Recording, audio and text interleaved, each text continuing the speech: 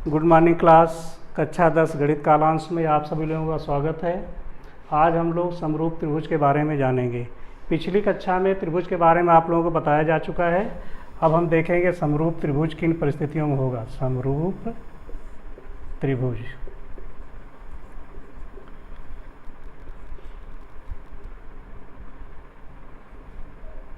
समरूप त्रिभुज किन परिस्थितियों में होगा। समरूप यानी ऐसा त्रिभुज जिसका रूप क्या हो, समान हो। Shape and size, shape and size, ऐसा दो त्रिभुज जिसके शेप समान हो, साइज समान हो भी सकता है और नहीं भी हो सकता है, तो उसे हम कहेंगे समरूप त्रिभुज। समरूप त्रिभुज किसे कहेंगे? ऐसा दो त्रिभुज जिसके रूप समान हो, अर्थात शेप समान हो, साइज समान हो भी सकता है, नहीं भी हो सकता है। किन किन परिस्थितियों में दो त्रिभुज समरूप होंगे? दो त्रिभुज समरूप होंगे। दो त्रिभुज कब कब समरूप होंगे? नंबर 1, यदि दोनों त्रिभुजों के कोण बराबर हों। दोनों त्रिभुजों के कोण क्या हों? बराबर हों, तो दोनों त्रिभुज क्या होंगे? समरूप होगा। और नंबर 2, इनके भुजाओं का अनुपात, त्रिभुज या दोनों त्रिभुज लिख दीजिए, दोनों त्रिभुजों की भुजाओं का अनुपात समान हो। ठीक है, यानी दो त्रिभुज समरूप कब होंगे? समरूप यानी दो त्रिभुज जिसका रूप समान हो, अर्थात यह दोनों त्रिभुज रूप समान होने से तो हम कह नहीं सकते, अर्थात हम कह सकते हैं दो त्रिभुज समरूप होंगे यदि दोनों त्रिभुजों के कोण बराबर हों और दोनों त्रिभुजों की भुजाओं का अनुपात समान हो, तो हम कहें कि दोनों त्रिभुज क्या हैं? समरूप हैं। दोनों त्रिभुज क्या हैं? समरूप हैं। इसी पे आधारित आपका यह पूरा चैप्टर है। चैप्टर नंबर 6 इसी पे आधारित है। इसको चलिए विस्तार से देखने से पहले हम आपको बताते प्रमेय नंबर 1। प्रमेय नंबर 1 में कहा गया है, यदि किसी त्रिभुज की एक भुजा के समांतर अन्य दो भुजाओं को भिन्न भिन्न बिंदुओं पर प्रतिच्छेद करने के लिए एक रेखा खींची जाए तो ये अन्य दो भुजाएं एक ही अनुपात में विभाजित हो जाती हैं। ठीक है, तो जब भी आपको प्रमेय आता है, इस तरह क्वेश्चन परीक्षा में 4 नंबर के आपके आते हैं, तो सबसे पहले देखेंगे कि उसमें क्या चीज़ दिया हुआ है, यानी हमें ज्ञात है। सबसे पहले हम क्या देखेंगे? ज्ञात है। अब देखो क्या ज्ञात है? यदि किसी त्रिभुज की एक भुजा के, यानी आपको ज्ञात है त्रिभुज, नाम आप अपने मन से दे सकते हैं, ज्ञात है त्रिभुज ABC की एक भुजा के समांतर अन्य दो भुजाओं को, त्रिभुज ABC ज्ञात है। आप एक छोटा सा चित्र चाहे बना लें।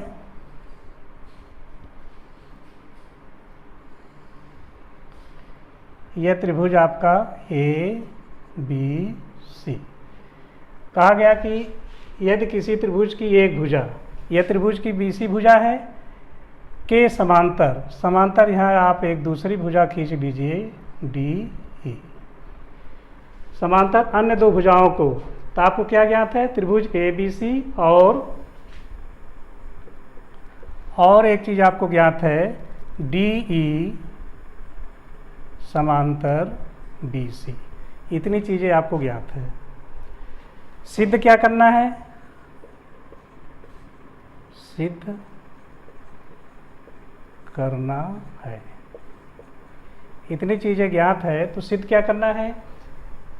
अन्य दो भुजाओं को भिन्न भिन्न बिंदुओं पर प्रतिच्छेद करने के लिए एक रेखा खींची जाए। रेखा D खींच दिया तो ये अन्य दो भुजाएं एक ही अनुपात में विभाजित होंगी, यानी इसकी जो भुजाएं हैं उसका क्या होगा, अनुपात एक ही होगा, अर्थात AD अपान DB बराबर AE अपान EC। ये आपको सिद्ध करना है। ठीक है। रचना में आप चित्र में ही कुछ आपको घटाना बढ़ाना होगा। रचना के लिए आप कह सकते हैं कि बिंदु E से AD पे लंब खींच दो, बिंदु E से AD पे लंब खींचा और BE तथा CD को मिला दिया। ठीक है। तो रचना में आपने क्या किया, रचना में लिखा बिंदु E से लंब E से HE लंब AD, HE लंब AD खींचा और क्या किया आपने, BE तथा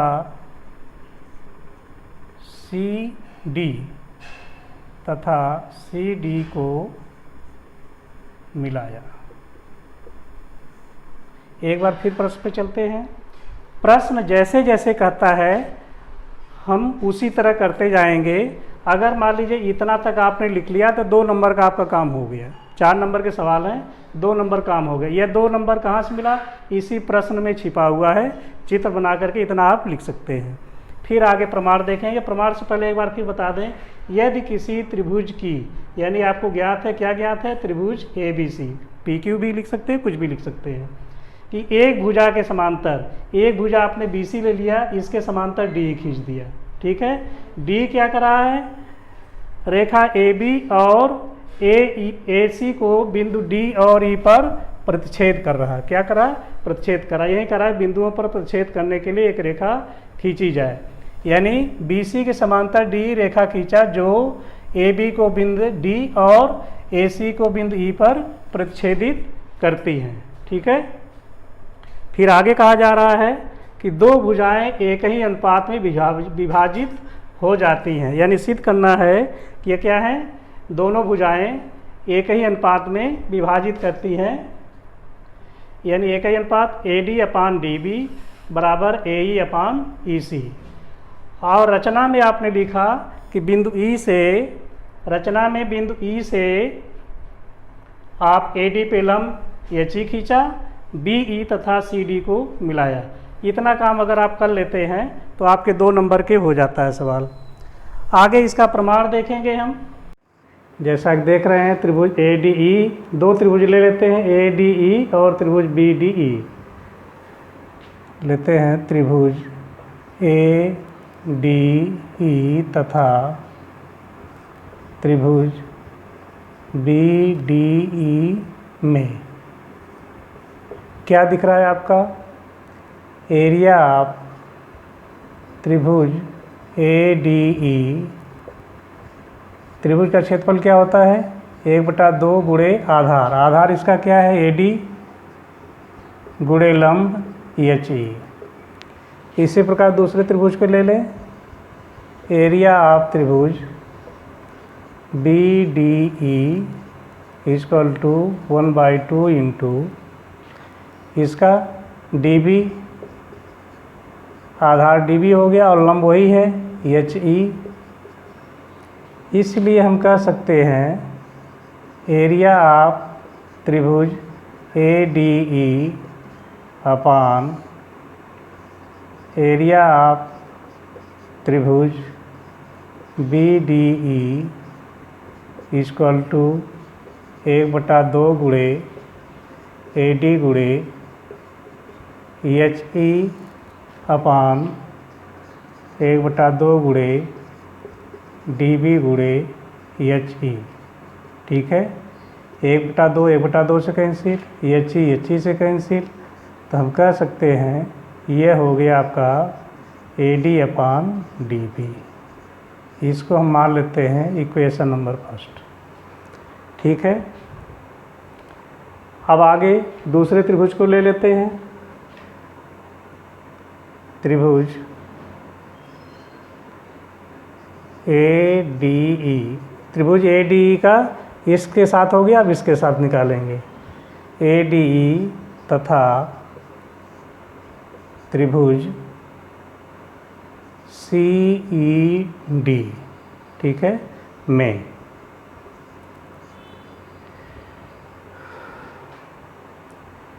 जैसे यह निकाला गया उसी तरह हम कर सकते हैं। इसी प्रकार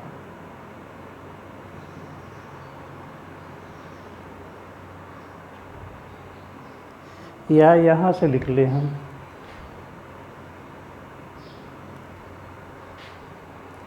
सीधे निकाल देते हैं। इसी प्रकार त्रिभुज ए डी ई तथा त्रिभुज, ये वाला ले लें, सी ई डी में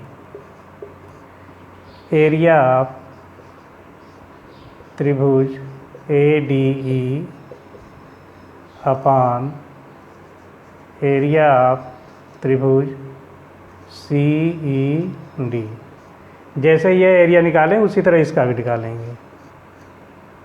तो इससे क्या मिला आपका, A D upon B D, यानी ए डी अपान डी भी निकला था, उसी तरह इसका हो जाएगा ए ई अपान ई सी,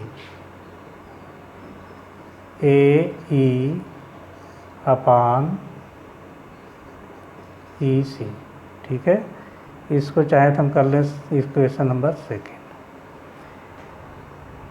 अब एक चीज़ आप देख रहे हैं, डी ई एक ही आधार पे दोनों त्रिभुज बना हुआ है और समांतर रेखाओं के बीच में है। तो आप कह सकते हैं, चूँकि आप यहाँ लिख सकते हैं वी नो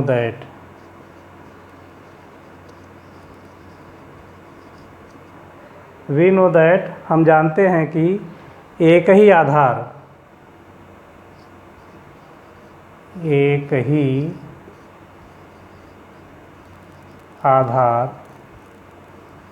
और समांतर रेखाओं, हम जानते हैं कि एक ही आधार और समांतर रेखाओं के बीच बने त्रिभुज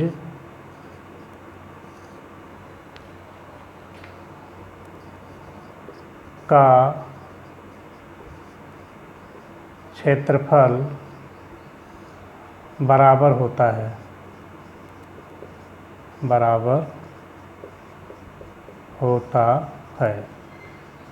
यानी आप जानते हैं कि अगर आधार एक ही हो और समांतर रेखा के बीच में हो तो दोनों त्रिभुजों का क्षेत्रफल क्या होगा, बराबर होगा।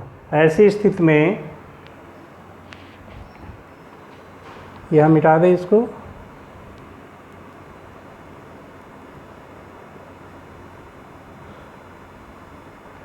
ऐसी स्थिति में आप कह सकते हैं कि यह जो आपका त्रिभुज है, इस त्रिभुज का क्षेत्रफल इस त्रिभुज के क्षेत्रफल के बराबर होगा। अर्थात आप कह सकते हैं एरिया ऑफ त्रिभुज सी ई डी बराबर एरिया ऑफ त्रिभुज बी डी ई कहा जा सकता है। इसको कर लीजिए समीकरण नंबर 3। अब समीकरण 3 में आ गया कि यह क्षेत्रफल त्रिभुज सी ई डी का क्षेत्रफल त्रिभुज बी डी ई के क्षेत्रफल के बराबर है। आपको यह क्षेत्रफल यहाँ लिखना है, ठीक है। तो समीकरण 2 और 3 से 2 और 3 से क्या कर सकते हैं, एरिया ऑफ त्रिभुज ए डी ई अपान, अब इसके जगह पे हम लिख सकते हैं B D E, area of त्रिभुज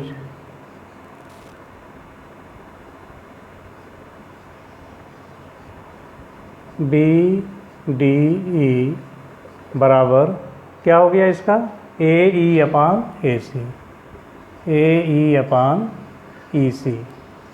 ठीक है, इसको कर लीजिए समीकरण नंबर 4। अब आप देख रहे हैं कि समीकरण, इसको नीचे को हटा देते हैं या यहीं से देख लीजिए, यह समीकरण 4 है और यह समीकरण 1 है। समीकरण 4 और 1 का बायां पक्ष बराबर है, यह और यह क्या है बराबर है, इसलिए दाहिना पक्ष भी बराबर होगा। ठीक है, तो हम लिखेंगे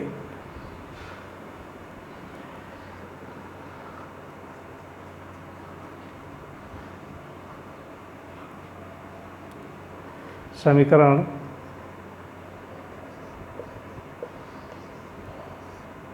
1 और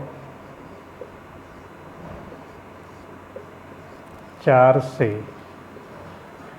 1 और 4 में क्या था, 1 में भी यही था, बायां पक्ष बराबर है और इसलिए दाहिना पक्ष क्या होगा बराबर हो जाएगा।